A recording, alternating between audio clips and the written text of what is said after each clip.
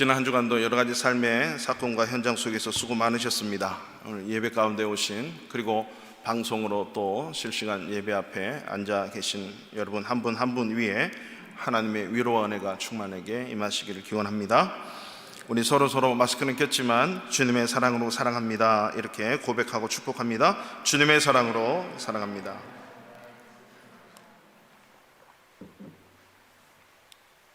어떤 기업은 고객 서비스를 위해서 마스크에 스마일 모양으로 이렇게 붙이는 그런 것도 하더라고요. 그래서 제가 마스크 끼고 예배 드리는 이후에 그것을 한번 해볼까 이렇게 생각도 많이 하고, 왜냐면 웃는지 웃으시는지 눈을 감은 건지 뜬지 분간을 할 수가 없어요. 그래서 투명 마스크도 나오고 그러는데, 아무튼 여러분, 하나님 이 마스크를 빨리 벗어 던질 수 있는 그런 은혜와 자비를 꼭 주세요라고 여러분 우리가 꼭 기도하기를 바랍니다. 아멘. 솔로몬이 기브온에서 1000번제를 드렸다고 하지요. 물론 송아지가 소가 1000마리 그 의미도 있지만, 가장 중요한 것은 하나님이 받으셨다는 겁니다. 예배의 가장 중요한 것, 내가 드렸다, 내가 했다, 이거는 중요하지 않아요. 하나님이 받으셨나. 받으시려면 잘 드려야 되잖아요. 그것이 외형적이든 내면적이든 온갖 힘을 다해서 다 드렸어. 그랬더니 하나님이 너무 마음이 흡족하셔가지고 밤에 꿈에 나타나셨습니다. 솔로몬아, 네가 원하는 게 뭐냐 그랬더니 솔로몬이 대답합니다. 하나님, 저는 왕인데요, 백성들을 잘 분별해서 재판해야 됩니다. 듣는 마음을 주십시오. 이걸 해석하면 지혜라고 하는 거죠.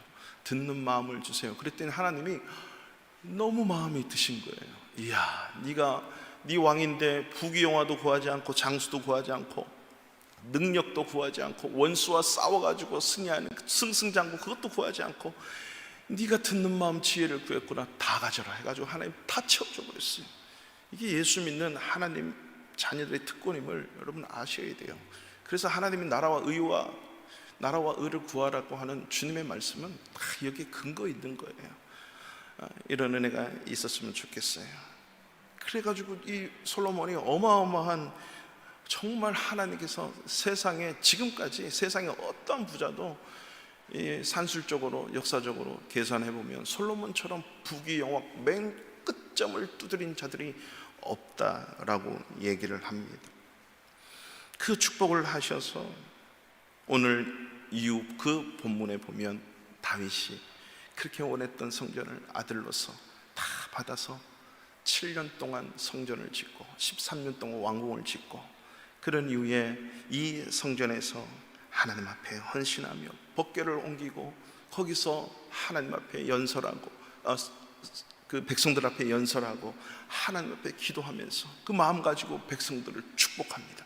그리고 봉헌식을 하여 이 모든 일련의 과정들이 끝났는데 하나님이 다시 솔로몬에게 나타나셨어요. 그것이 바로 오늘 이 9장의 장면입니다.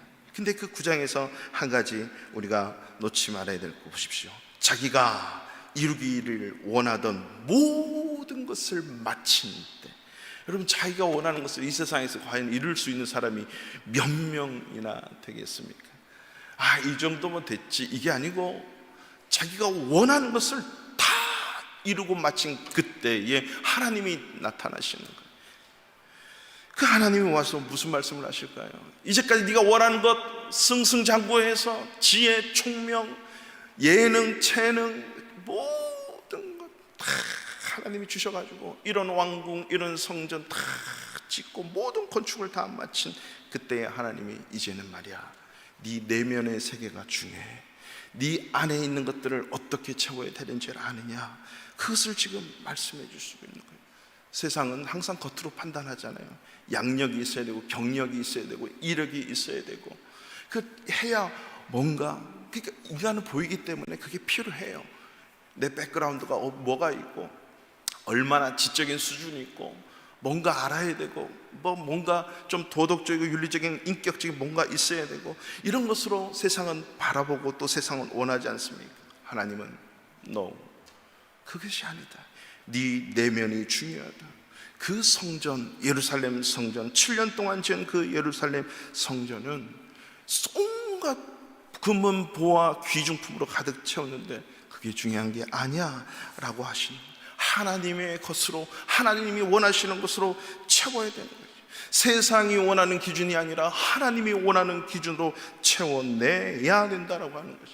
그렇기 때문에 오늘날 영적인 성전이라고 할 수 있는 우리 교회가 이 내면, 외적으로만 뭔가 이루는 것이 아니라 이 내면의 세계, 이 교회를 이루는 구성 요소의 가장 중요한 것은 그랜드 피아노도 아니고 이 음악도 아니고 이 마이크도 아니고 저와 여러분 한 사람 한 영혼이 가장 중요한 교회라고 하는 사실. 그러니까 우리가 이 말씀 앞에서 무엇을 채워야 되는가? 이후에 요한계시록 2장에 보면 예수님이 7 교회들에게 말씀을 하시는 장면이 나와요. 5 교회는 엄청 책망을 받고 2 교회는 칭찬을 받았어요. 그러면 우리는 성경을 이 말씀 앞에 어떻게 읽어야 되고 받아들여야 됩니까? 책망의 내용을 알아야 되고 칭찬의 내용을 알고, 교회는 이렇게 해야 되는구나, 이 책망받은 것은 수정하고 고치고 칭찬받은 것은 지켜내야 되는 것이 진정한 교회구나. 목사가 어떻고, 교회 직분자들이 어떻고, 인원이 어떻고, 크기가 어떻고, 우리 교회 규모는 어떻고, 재정은 어떻고, 모이는 수가 어떻고, 프로그램이 어떻고, 뭐가 있고 이게 교회가 아니다라고 하는 거죠. 교회의 진실성, 그 내면의 세계가 뭔가, 그 7 교회의 내용을 간단히 보면요, 에베소 교회는 주님이 뭐라 그래요? 처음 사랑 버렸다, 처음 사랑을 회복하라는 거죠. 주님과의 그 처음 사랑, 주님 만났던 그 감격, 그 사랑 열정을 회복해야만 된다. 그 회복 안 하면 교회가 아니다. 그 감격이 있어야 된다는 거죠. 서문화 교회는 뭐라 그럽니까? 네가 죽도록 충성해라. 그러면 내가 생명의 관, 면류관을 너에게 주리라. 죽도록 충성하라는 거죠. 그래야 주님이 기뻐하시고 사랑으로 채우고 죽도록 충성하는 모습이 교회 가운데 있어야 되는 거예요. 3번째 교회 보가모 교회는 믿음을 저버리고 거짓을 따랐다는 거죠. 결국 믿음 저버리는 것을 주님은 책망하시고 이 세상 가운데 어떤 삶의 현장 속에서도 믿음을 굳게 하라는 거예요. 믿음을 굳게 하라. 두아디라 교회는 이세벨의 교훈을 따랐다고 주님이 책망하십니다. 이 이세벨의 교훈은 뭐냐면 양다리를 거치는 거예요. 하나님을 섬기면서도 이세벨의 영을 따라 세상의 가치를 추구하는 것을 얘기합니다.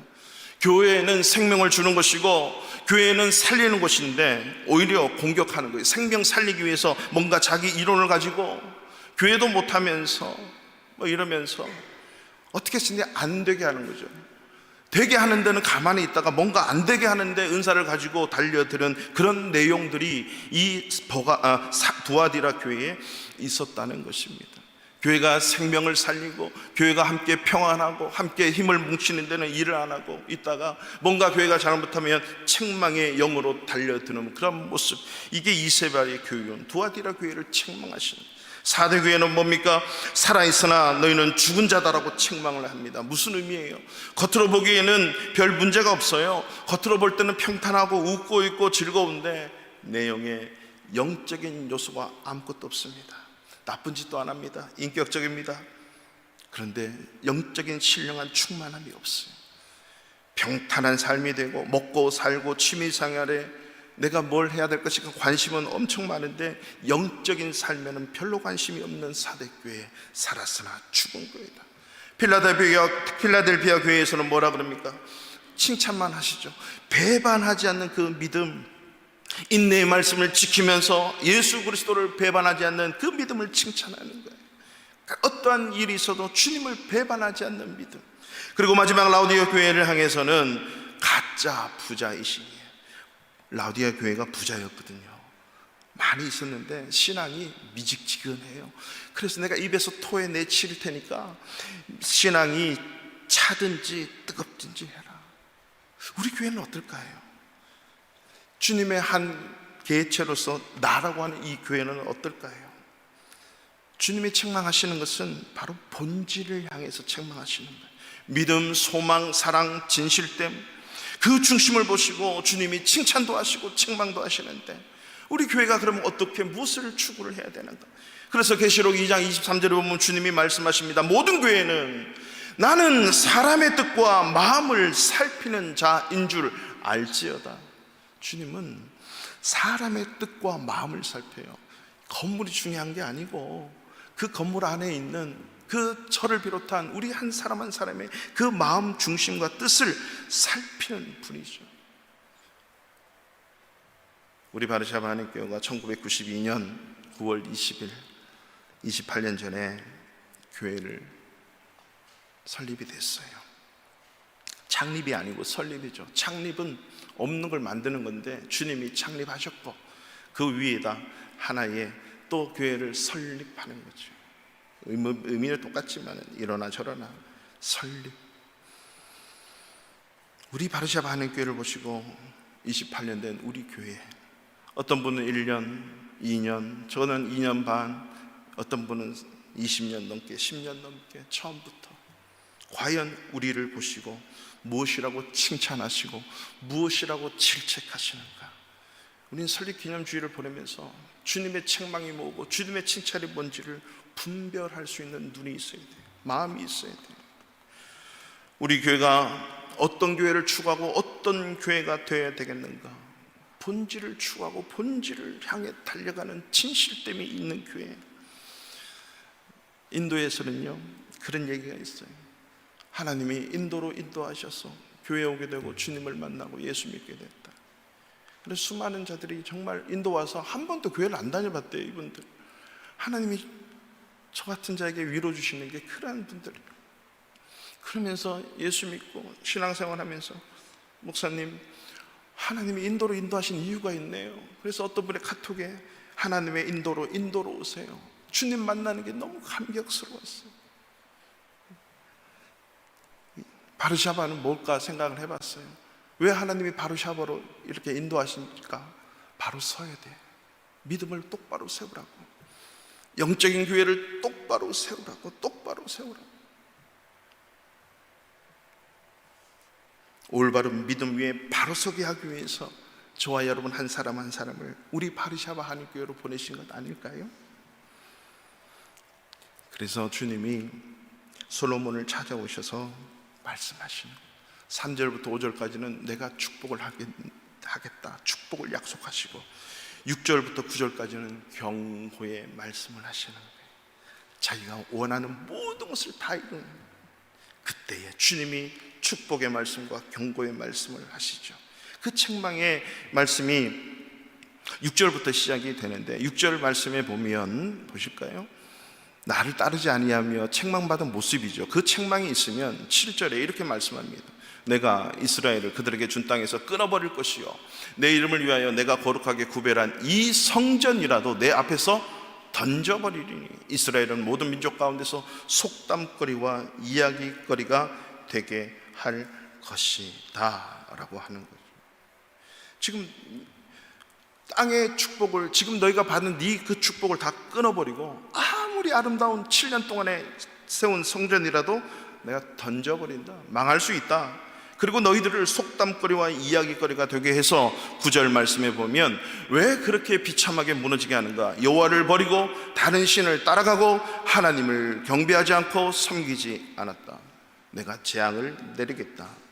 이 주님의 변함없는 말씀이죠. 똑같이 7교회를 향해서 책망과 그리고 칭찬을 하신 주님은 여전히 솔로몬을 찾아오셔서 칭찬하시고 책망, 즉 축복의 말씀과 경고의 말씀을 하시는 거죠.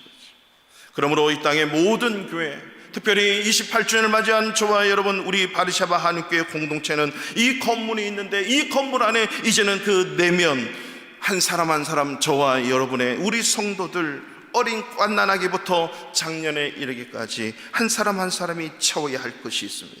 이 건물 안에 채워야 할 것이 있습니다. 28주년 맞이해서 하나님이 원하시는 교회와 원하시는 성도, 자녀, 크리스찬 되기를 주님의 이름으로 축복합니다. 그럼 무엇으로 그러면 우리 교회가, 우리의 교회 성도들은 채워야 되는가? 오늘 말씀의 제목도 그렇습니다. 교회의 성도들이 채워야 할 것. 첫 번째는 교회의 성도들은 하나님으로 채워나가야 됩니다. 하나님으로 채워야 됩니다.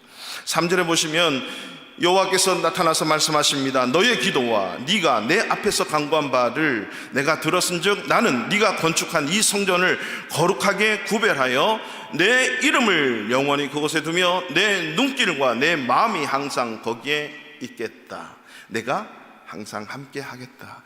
하나님의 이름을 둔다. 하나님의 눈길과 마음을 둔다. 이 말은 하나님이 함께 하시는, 이게 함께 하는 거죠. 주님이 어딜 가나 함께. 근데 그 함께 한다는 증거로 예루살렘 성전을 만들어 가지고 그 한 곳을 택해서 내가 이곳에서 그렇게 나와 약속한 언약을 지키고 제사하고 예배하면 내가 만나주겠다라고 하는 상징적인 표현이죠.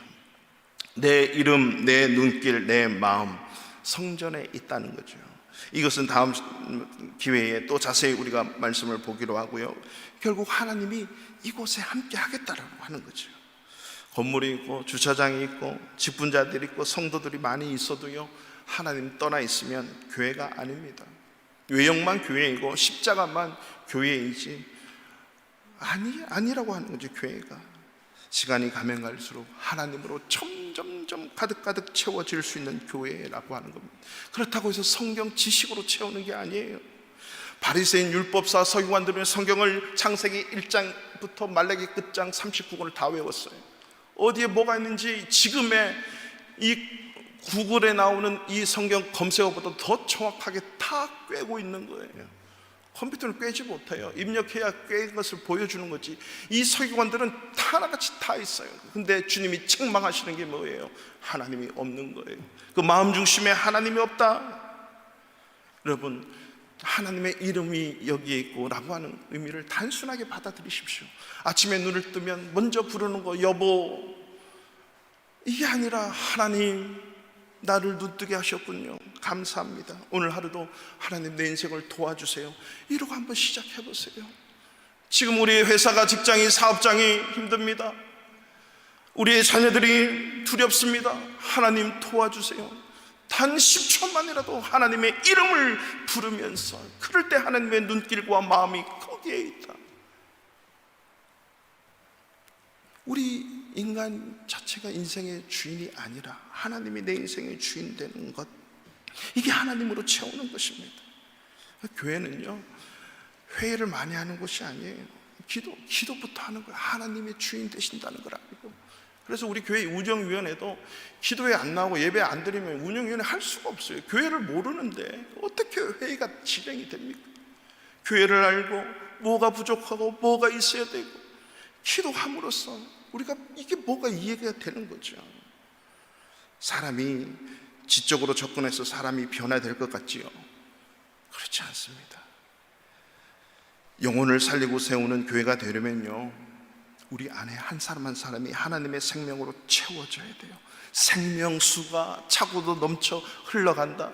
아까 우리 찬양을 드렸듯이 채워져야 돼요. 그래야 채워져야, 흘러 넘쳐야 그것이 흘러가서 영혼을 세우지, 나에게 있는 걸 떠서 주려면 그만큼 힘이 드는 거예요. 하나님으로 채우지 못하면 늘 껍데기 모양만 크리스찬일 수밖에 없는 것입니다. 저와 여러분, 우리 모두는요, 하나님 앞에서 죄인입니다. 근데 이 죄인들은 다 죽게 되어 있는데, 이 죽게 되는 죄인을 못 보시고 하나님이 자기 아들을 이 세상에 보내서 십자가에 죽게 하시잖아요. 이 십자가의 사랑, 구원, 그래서 우리의 죄를 용서해 주겠다 약속하셨는데, 그 말씀을 영접하면, 믿으면 다 구원받게 되는 이 역사, 영혼 살리고 세우는 것, 이거는 생명수로 채워나가야 되지, 윤리적으로, 도덕적으로, 친근하게 이미지전법으로 접근해서 살릴 것인가? 그렇지 않습니다. 제가 부목사 때요, 1년 반 있었던 정말 끔찍한 교회가 있었는데, 그곳에서 한 주일 동안 매주 수요일 새벽 예배 마치고 커피를 타서 겨울, 봄, 여름, 가을, 겨울 한 번도 빠짐없이 광명역, 철산역 출구 몇 번은 기억이 안 납니다. 그 앞에서 오가는 사람들에게 커피를 무료로 나눠주는, 어떤 분이 또 기도하시다가 감동이 있으면 모찌를 나눠주고 떡을 나눠주고 하면서 커피를 1년 반 동안, 제가 있을 때 몇 명 전도된 줄 아세요? 그거 들고 두 명 청년들이 감동을 먹는 거예요. 근데 그것 때문에 온 청년이 2명인데 감사하죠. 그 컵을 들고 와서 너무 감동 먹어서 왔습니다. 그 중에 1명은 왔다가 갔고 1명만이 진실된 크리스찬이 됐어요. 세례받고. 그 얼마나 감사해요.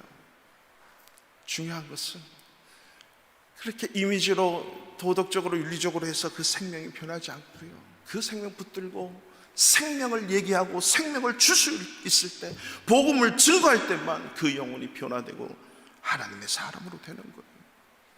이게 왜 그렇게 전도가 안 되고 복음 전하는 게 두렵습니까? 내가 하나님으로 충만하지 않으니까. 나이스하게 인격적으로 도덕적으로 윤리적으로 다가갈 수는 있지만 생명력이 없으니까 한 영혼을 구원하지를 못해요. 내가 하나님의 생명으로 충만하면 한 영혼이 살려지고 세워지는 역사가 일어난단 말입니다. 그래서 우리 교회는요, 하나님의 생명수로 충만해야 돼요. 하나님의 영광이 임해야 되고, 그 영광이 하나님의 은혜로 채워지면 변화되고 새롭게 되는 것이에요.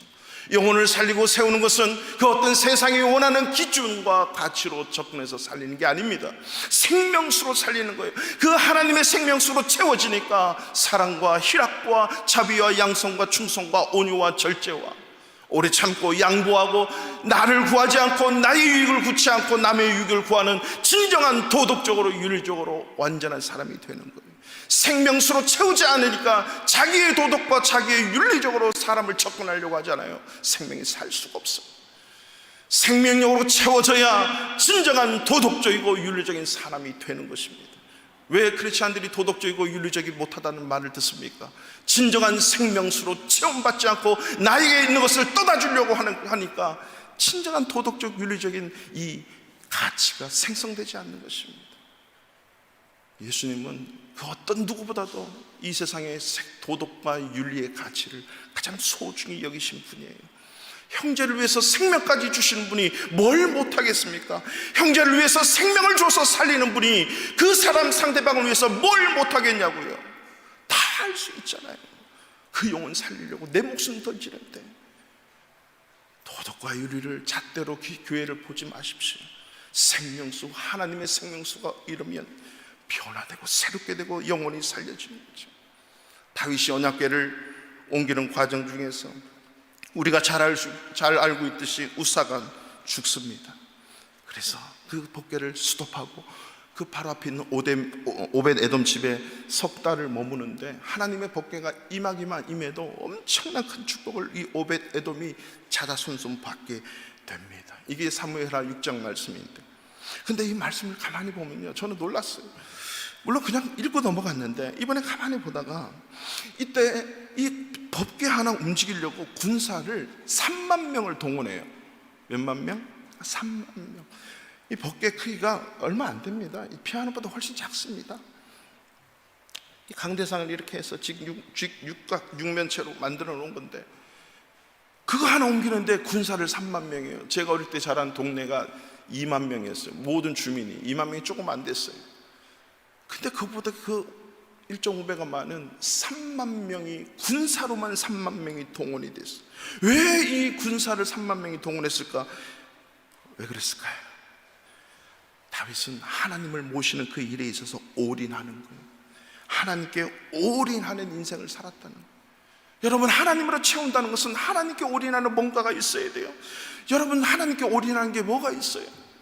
골프에는 홀인원이라 그래가지고 골프에는 열심히 올인하는데 하나님께 올인하는 게 과연 뭐가 있냐 말이죠.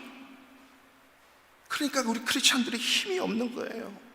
다윗같이 산다는 의미는요, 주님께 올인하는 것입니다. 나는 주님밖에 없습니다 라고 고백하는 거죠. 그래서 신앙생활을요, 내가 열심히 하는 그 열심으로 하나님께 열심히 다하면 하나님께 열심을 다한 것 하나님이 받으시고 그 모든 건 그냥 자동이에요. 이 경험을 해보려면 하나님으로 채우지 않고 자꾸 뭔가를 채우려고 하니까 이상한 말만 해요. 생명력이 나에게 없어요. 영혼이 살려주고 세우는 일들이 있어지지가 않는 거예요.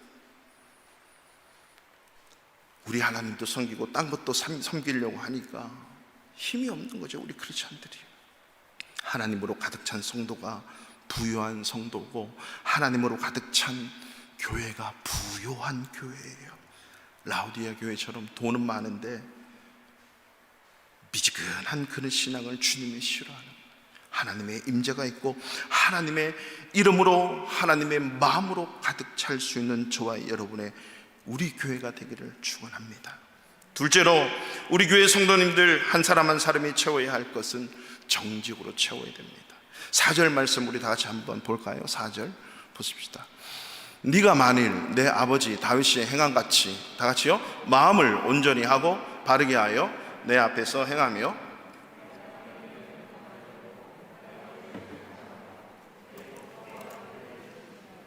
아멘. 지금 다윗이 행함같이 마음을 온전히 하고 바르게 하여 내 앞에서 행하며, 마음을 온전히 하고 바르게 한다, 이 말을 여러분 그냥 받아들이면 온전하게, 그렇지, 온전하게 퍼펙트, 그렇지, 마음을 온전하게 하고 바르게 똑바로 살면 될 거야, 뭐 바르게 right 해야 됩니까? 근데 이 영어 성경에 보면요, 이 원어에도 이게 잘 쓰지 않는 단어들을 쓰는데 영어 성경만 봐도요, 인테그리티를 썼어요. 인테그리티. 여러분, 인테그리티를 번역하면 어떻게 번역을 합니까? 보통 찾아보면 청렴, 뭐 결백, 그 다음에 정직, 성실, 진실, 뭐 인격, 뭐 이런 얘기들을 많이 이렇게 합니다. 근데 이 단어를 원어에서 분석을 하면 뭐냐면 코람데오, 하나님 앞에서 정직한 거예요. 마음을 온전히 하고 바르게 하는 거, 하나님 앞에서 정직, 코람데오라고 하는 거죠. 다윗의 행함 같이, 이 말은 다윗은 늘 항상 여호와 앞에서, 하나님 앞에서 하는 신앙이었거든요. 그러니까 이 법궤가 들어왔을 때 다윗이 너무 기뻐서 춤을 추는데 이 바지가 다 내려가는 것을 모르고 춤을 춰요. 어떻게 당신이 그렇게 왕이 돼서 추잡스럽게 그렇게 합니까? 라고 하잖아요. 근데 하나님의 평가는 내 앞에서, 하나님 앞에서 기뻐서 찬송하고 기뻐서 춤을 췄다는 거죠. 하나님 앞에서. 이게 인테그리티. 이 인테그리티의 이 절정한 사람이 누구냐면 요셉을 얘기하면 요셉. 여러분, 요셉이 보디발 집에 가서 정말 일을 열심히 했어요. 근데 보디발이 아내가 수도 없이 유혹을 하죠. 아무도 안 보니까 괜찮아, 엄청나게 유혹하는데 이 요셉이 창세기 39장 19절에 이렇게 얘기합니다. 이 집에는 나보다 큰 이가 없었고 주인이 아무것도 내게 금하지 않았어도 금한 것은 당신뿐입니다. 당신은 그의 아내입니다. 근데 마지막 말을 잘 들어보세요. 그런즉 내가 어찌 이 큰 악을 행하여 하나님께 죄를 지으리까? 당신의 남편 보디발에게 죄를 짓는 게 아니라 그는 당연하지고 하나님 앞에 죄를 짓겠습니까? 이게 인테그리티. 하나님 앞에 늘 서는 거예요. 사람 보이기 위한 게 아닙니다. 그런 척하고 안 그런 척하고 포장하는 게 인간의 모습이잖아요. 진실되게 산다고 하면서도 진실되지 못한 모습이 많이 있잖아요. 그렇지 않아요? 뭔가 포장하고 안 그런 척하고 그런 척하고, 교회가 외형적으로만 뭔가 번드럭해서는 안 된다라고 하는 거죠. 왜? 하나님 앞에서는 속일 자가 없어요. 코람데오, 하나님 앞에 서서. 이게 인테그리티예요. 우리 모두는 다 죄인입니다. 순전하고 깨끗한 사람이 한 사람도 없어요. 그렇기 때문에 죄인된 이 모습 그대로 정직하게, 솔직하게 하나님 앞에 서라, 이 말을 얘기하는 거예요. 네가 똑바로 살고 완벽하게 살아서 하나님 앞에 와라, 이게 아닙니다. 인간의 쩌든 심령, 거짓되고 이중적이고 이 마음 가지고 그냥 하나님 앞에 서라는 거죠. 하나님 앞에 만나라는 거죠. 이게 인테그리티예요. 세리가 뭐랄까, 가슴을 치면서 주여 나는 죄인입니다, 나를 불쌍히 여겨달라고. 베드로가 뭐라고 합니까? 주여 나는 죄인입니다, 나를 떠나소서. 이게 인테그리티. 다윗도 얼마나 비열한 인간입니까? 자기의 여인을 취하고 바세바를 취해서 남편을 가장 적진의 그 전쟁터의 앞쪽에 넣어서 적 앞에서 죽게 만들어요. 얼마나 파렴치한 인간이에요. 야비하잖아요. 그랬을 때 나단 선지자가 와서 당신이 그놈입니다 했더니 바짝 엎드려서 하나님 앞에 얼마나 통곡하고 회개합니까? 하나님, 정결한 마음 주십시오. 정직한 영을 새롭게 하시고 창조해 달라고. 하나님 저를 용서해 주시고, 하지만 하나님의 영 성령만큼은 내 마음에서 떠나지 말게 해주세요. 이게 인테그리티라고요. 인테그리티. 구원의 즐거움을 다시 한번 회복시켜 주세요 라고 하는 마음. 저는 목사잖아요. 하나님 앞에 성도이고 크리스찬이고 목사예요. 참 어떤 때는 한심하고 무력하고 자괴감에 빠질 때도 많고 부족함을 느낄 때가 많이 있어요. 예수 믿으라고 권하고 말씀대로 살아야 된다고 권하고 하나님의 뜻은 이거라고 얘기를 해요. 변화가 없어요. 그럴 때는 제가 솔직히 하나님 앞에 얘기해요. 하나님, 그럼 유대인처럼 우리만 그냥 구원받고 가면 되는데 뭐 그렇게 예수 안 믿는 사람 예수 믿으라고 그러고 주님 욕하고 도망가는데 찾아가서도 예수 믿어야 된다 그러고 직분을 잘 감당해야 된다 그러고 새벽 예배 나와야 됩니다, 기도회 나와야 됩니다, 이런 얘기를 하고, 내가 왜 이런 얘기를 해야지? 저 원래 그렇게 한 사람이 아니었거든요. 예수 믿고 변한 거예요. 예수 믿고. 복음을 전하게 되면요, 복음만 전하지 않고 내가 보여요. 왜냐하면 복음 전할 때 내가 변화 안 되고 어떻게 내가 이렇게 줄 수 있겠어요? 바르샤바 저쪽 가면요, 테라비브라고 하는 음식점이 있어요. 거기 맛 진짜 좋습니다. 이스라엘 음식이 진짜 맛있어요 라고 제가 얘기를 하면, 한 번도 안 가보고 이렇게 얘기하면 저는 뻥쟁이에요. 갔다 와서 거기가 이름만 테라비브지 이스라엘과 상관이 없다. 가보진 않았어요. 우리 청년부 검색을 좀 해보라니까 뭐 베지테리안만 가는 뭐 음식점이라 테라비브 요바하고 전혀 상관이 없더라고요. 제가 거짓말쟁이잖아요. 내가 복음을 전한다는 것은, 예수 그리스도의 생명을 주는 것은 그 생명으로 나를, 복음으로 나를 비춰보는 거예요. 그러면 제가 얼마나 더럽고 추한 모습인지. 복음 전하려면 내가 변화 안 되면 어떻게 복음을 전합니까? 정직하지 않고 사기치고 거짓말하는 이 목사가 어떻게 복음을 전할 수 있냐고요. 그래서 목사는 다른 사람을 많이 복음 전하기 위해서 보지만 자신도 많이 봐야 돼요. 목사뿐만 아니에요. 모든 예수 믿는 사람들이. 그래서 하나님 앞에 정직하지 않으면 사람 앞에 정직할 수 없어요. 이 말은요, 뒤집어서 얘기하면 사람 앞에 거짓으로 살고 정직하지 않는 사람들은요, 하나님 앞에 한 번도 정직하게 서본 경험이 없어요. 그러니까 정직하게 살려고 해도 안 되는 거예요. 가시적이게 되는 것이고, 이게 도덕적이고 윤리적으로 접근이 되는 게 아닙니다. 내가 정직하고 살면 하나님 앞에만 살지 사람을 그렇게 보지 않는다는 거죠. 언제 사람의 이 정직성이 완전히 회복되는지 아십니까? 사람들을 안 보고 하나님 앞에 내가 정직하게 서 있으면 사람 앞에는 자동이에요. 하나님 앞에 내가 정직한 모습으로 서면 회개가 절로 나와요. 떼굴떼굴 굴러요. 마치 이사야가 하나님의 영광을 보고 이 나라가 어떻고 뭐 인생이 어떻고, 아니에요. 자기 입술이 얼마나 부정한 인간인지, 하나님 제단 숯불 들어서 나를 지져달라고 자기 죄가 보이는 거예요. 떼굴떼굴 구르는 거예요. 너무너무 더러운 나의 모습을 보고 하나님 앞에 설 수가 없는 거예요. 근데 하나님이 만져주시면요, 그 모습으로 똑바로 서요. 그래서 사람 앞에 서면 힘이 생겨요. 그 당당함이 사람을 무시하는 당당함이 아니고, 하나님 앞에 서서 정직함으로 써 있는 인테그리티 모습으로 써 있을 때 사람 앞에 당당한 거예요. 사람을 무시하는 게 아니고, 자기한테 침 뱉어도 손가락질 해도 욕을 해도 참을 수 있는 힘은 하나님 앞에 서 있어서 그래요. 하나님 앞에 정직하게 서본 사람만이 사람 앞에 정직하게 서요. 하나님 앞에 정직하게 못 서니까 자꾸 하나님처럼 대하려고 그래요. 모든 사람들을.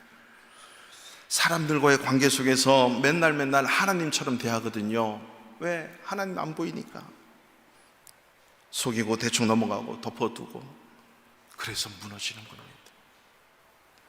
사람 앞에 정직하지 못하다는 의미는요, 남 탓하고 핑계대고 자기가 죄인인데 자기가 피해자인 줄 알아. 이래서 이렇고 저래서 저렇고 자꾸 땀을 핑계대잖아요. 이런 어려움을 당할 때 교회가 회개하자고, 내가 회개하자고 하는 그 가장 중요한 기도 제목이 왜 그럴까요? 남이 보이면 안 돼요. 하나님이 보여야지. 하나님이.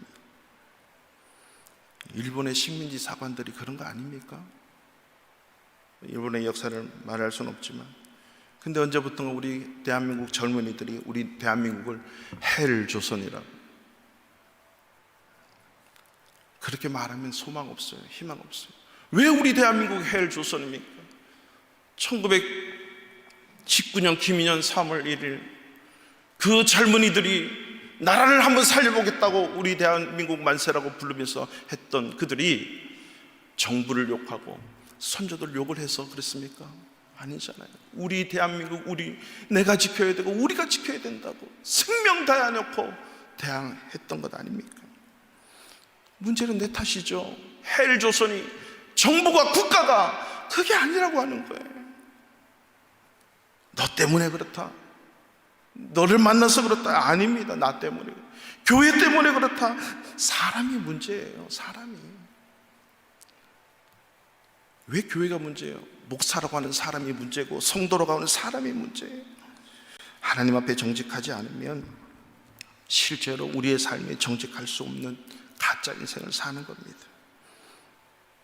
내 자신의 게으름, 허물, 문제, 이 모든 것들을 토설하고 주님 앞에 서면, 주님 앞에 인테그리티 하면 사람이 두렵지가 않고 사람 앞에도 정직하게 되는 거예요.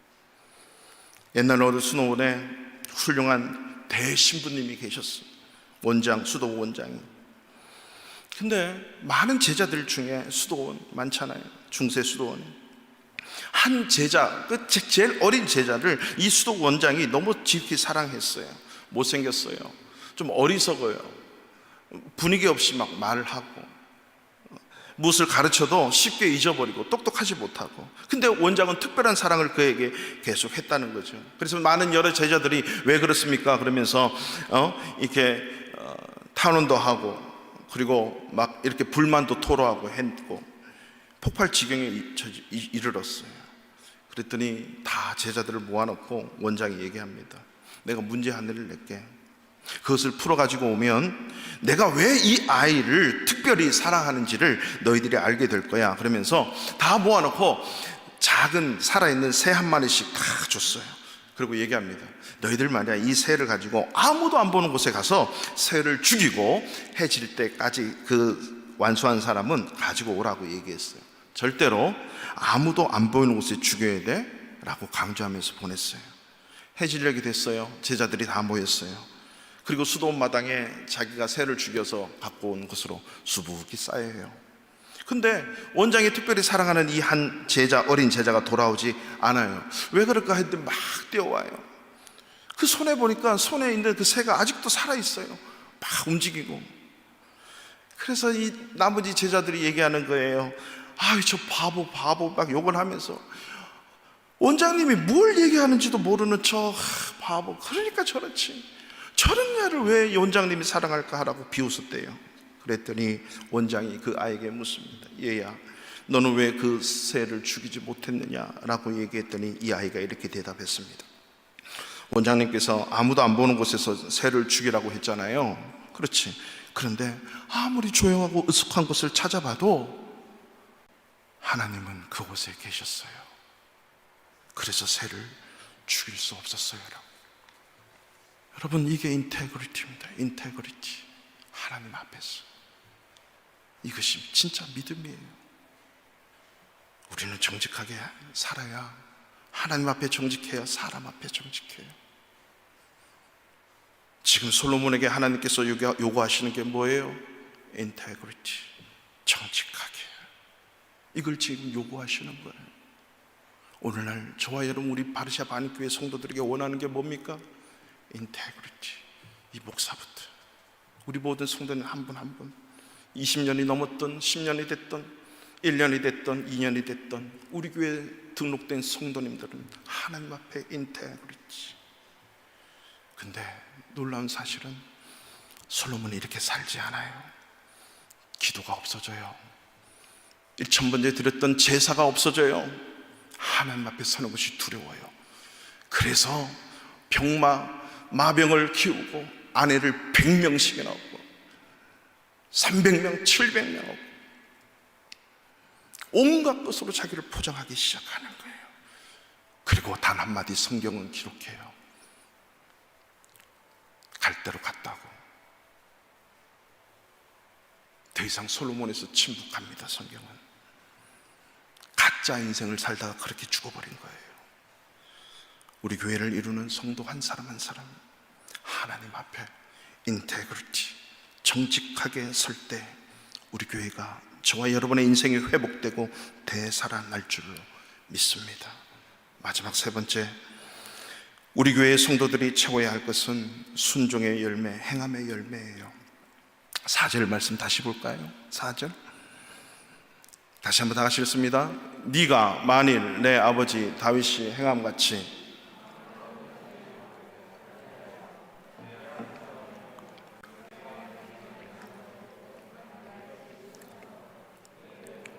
율례를 지키면, 아멘. 인테그리티 다음에 내 앞에서 행하며 내가 너에게 명령한 대로 온갖 일에 순종하여 내 법도와 율례를 지키면, 스스로가 행하며 순종하며 지키면, 이 세 가지의 이 공통점이 뭡니까? 특징, 행동하는 것입니다. 움직이는 것이에요. 우리가 진짜 하나님을 믿는다면 해야 될 게 뭐냐면요, 액션이에요. 행동. 사도행전 뜻이 act, 행동이라고 하는 거예요. 이 행동을 말씀대로 행동하는 거니까 순종이라고 하는 단어를 성경에서 쓰잖아요. 순종할 때 그 말씀이 이루어지는 능력이 나타나는 겁니다. 예를 들어서 기도하라, 쉬지 말고 기도하라 했으면 그 기도할 때 하나님의 능력이 나타나고 역사가 나타난 것을 다 알거든요. 그럼에도 하지 않아요. 못할 수도 있지요, 여러 가지 상황 속에서. 그렇지만 엎드려서 아침에 눈 뜨면 그것부터 시작하는 거죠. 그래서 기도하라고 말씀하시는 것이고, 순종할 때 기도의 은혜와 능력을 맛보게 되는 겁니다. 야고보서 2장의 말씀에 보면 행함이 없는 믿음은 죽은 믿음, 자체가 죽은 것이래요. 믿음은 믿음입니다. 행함이 있어야 산 믿음, 행함이 없으면 죽은 믿음. 그러니까 진짜로의 믿음은 행해야 하는 믿음이 믿음인 거예요. 이 말씀을 아는 것이 믿음이 아닙니다. 행하는 게 믿음이에요. 자, 만약에 여러분이 앉아 계시는 이 하트 모양의 의자에 주일날 2시간만 앉아 있으면 100만 원씩 통장에 입금된다. 그러면 여기 와서 안 앉아 있을 사람 아무도 없어요. 저는 새벽부터 계속 앉아 있을 거예요. 여기서 밥 먹고 계속 주일날 하루 24시간 얼마나 오겠어? 2시간에 100만 원이면 여러분 왜 그렇게 하지 않죠? 돈 안 나와요. 저기 앉아 있어도 안 나오는 걸 믿기 때문에 안 하는 거예요. 근데 만약에 나온다면 믿으니까 하는 거잖아요. 믿으니까. 마찬가지예요. 우리가 기도가 능력이고 기도가 하나님의 놀라운 기적이다라고 믿는다면 순종해야죠. 말씀에 그렇게 있으면. 기도 안 할 수가 없죠. 해야만 돼요. 인도에 안 가보셨어도 인도 얘기를 제가 하는데, 안 가봤어도 여러분 잘 아시는 마하트마 간디 아시죠? 제가 간디 얘기를 가끔 했지만은 1919년에 영국에서 유학을 마치고 남아프리카 공화국 가서 변호사 역할을 합니다. 변호사 일을 하는데 기차를 타고 가다가, 이 남아프리카 공화국은 백인들이 많잖아요. 영국 사람이 세웠으니까. 이 아프리카 가서 변호사 역할을 하는데 기차 타고 있는데 유색인종이라고 하고 무시하고 쫓아내요. 그러면서 그 일을 당하고 결심을 합니다. 나 인도 돌아가는데 인도 돌아가서 절대 예수 안 믿겠다. 사실 간디는 신학도 했대요. 공부도 하고 말씀도 듣고. 왜냐하면 영국 물을 일찍부터 먹었으니까. 소위 크리스찬이라고 하는 사람들이 사람을, 복음을 전하고 교회 나오라고 하면서 사람을 너무 차별해. 이게 너무 싫은 거예요. 그러면서 인도 와가지고 그래도 자기가 땡기는 성경을 읽기 시작했는데 성경을 너무 좋아하게 되는 거예요. 성경 말씀이 너무 좋아. 예수는 안 믿는데 성경은 너무 좋아서 제가 말씀드렸잖아요. 산상보훈 마태복음 5장, 6장, 7장을 너무 좋아해서 외울 정도로 이 말씀을 자기의 인생의 전부로 걸고 예수는 안 믿는데, 그래서 이걸 보고 인도가 앞으로 가야 할 길을 찾은 거예요. 식민지 속에서. 그러면서 그 한마디가 뭐냐면 잘 아시듯이 비폭력 무저항주의. 비폭력 무저항주의. 원수 갚지 말라. 오른쪽 뺨을 때리면 왼쪽도 되고, 속옷 달라면 걷어주고, 오리 가자 그러면 심리 가고, 무조건 원수를 더 베푸는 거예요. 비폭력 무저항주의를 한다는 거죠. 믿는 사람들은, 예수 믿는 사람들은 이 예수님이 하신 말씀을 잘 행하지 않는데, 예수 안 믿는 간디가 예수의 말씀을 너무 잘 지키는 거예요. 이 말씀을 믿고 순종하고 행하면서 살아가는 거예요. 그랬더니 넌 크리스찬들이 보고 예수는 안 믿어도 다 간디를 따라가는 거예요. 30년을 이 산상수훈을 붙들고 살았어요. 믿고 순종하고, 예수를 안 믿어 말씀만 순종하는 거죠. 우리는 예수 믿어도 3년 동안만 이 말씀 믿고 따라가도 큰 역사가 날 텐데, 이 산상수훈 말씀대로 안 살잖아요. 간디는 예수를 안 믿어도 그렇게 살았대요. 그랬더니 믿지 않는 사람들이 어마어마하게, 소위 말해서 간디가 전하는 이 말씀 앞에 돌아오기 시작하고 영향을 받아서 다 비폭력 무저항주의로 영국 정부에 대항하는 거예요. 그래가지고 그런 자들을 영국 정부가 막 붙들어가서 감옥에 쳐넣기 시작했는데 20만 명 넘게 이 감옥에 집어넣었어요. 다 지식인들, 다 애국자들. 그래서 그 당시에 애국자와 인도의 애국자 지식계층에 너 감옥 갔다 왔어? 안 갔다 왔으면 너는 아니야.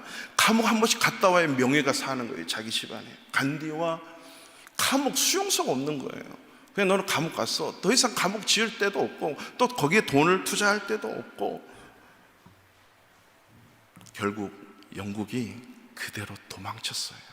영국이 철군한 게 아니에요. 철수한 게 아니고 영국의 도덕성이 간디의 도덕성 앞에 무너진 겁니다. 총칼이 완전히 창피해서 놔두고 그냥 떠나요. 부랴부랴. 영국군이 떠나가는 그날에 간디가 얘기합니다. 니네들이 만든 예수 가져가라. 그렇지만 성경에서 말하는 예수는 놔두고 가라.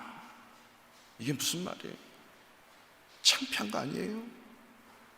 복음을 전한다고 하고 예수를 믿는 나란다고 하지만 이 영국군이, 영국 정부가 창피해서 도망갔다는 사실, 이 얘기를 듣고 제가 문득 생각이 나요. 제가 인도에서 목회할 때 교회에 어느 한 집사님이 그 집에서 일하는 인도 아줌마가 있잖아요. 그걸 아야라고 해요. 아야 해서 아야. 인도 말이에요. 아프다 해서 아야가 아니고 아야. 근데 이게 늘 안 좋았어. 물론 인도 그 일하는 아줌마도 좀 안 좋고, 그러면 좀 이렇게 달래고 그래야 되는데 막 한 소리 하고, 뭐 한국말로도 하고, 뭐 영어로도 하고, 인도말로도 뭐 이렇게 했나 보지요. 그래서 결국 이 아줌마를, 일하는 아줌마 나가시라 그랬더니 이 아줌마가 나가면서 얘기하더래요. 마담, 나는 당신이 예수 믿고 교회 다니는 사람이라고 들었다. 근데 그렇게 예수 믿으면 안 돼 하고 나갔어요. 이 집사님이 충격을 먹었어요.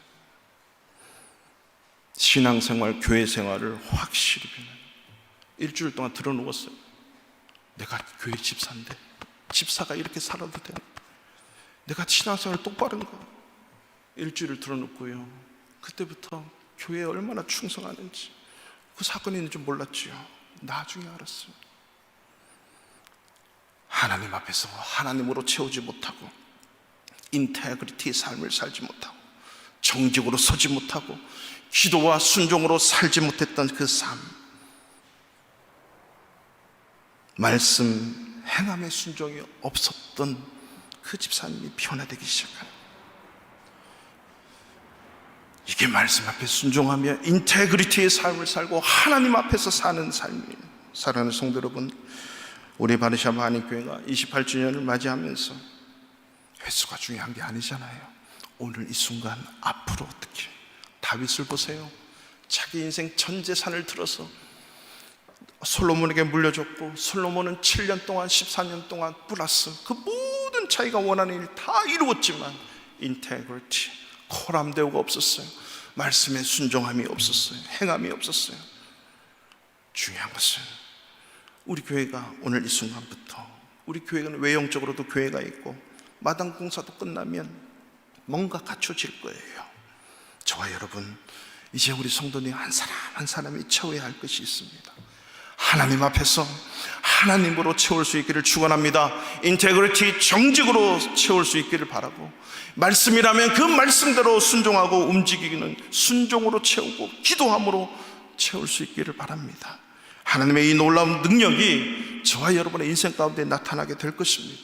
그래서 이런 주님의 승리를 맛볼 수 있는 저와 여러분 되셔서 다윗처럼, 요셉처럼, 다니엘처럼 이 세상 다음 코너가 어딜 가든지 하나님 앞에서 인생을 삶으로 여러분을 통해서 생명이 살아나는 놀라운 역사가 계속적으로 일어나기를 주님의 이름으로 축원합니다. 다 같이 그 자리에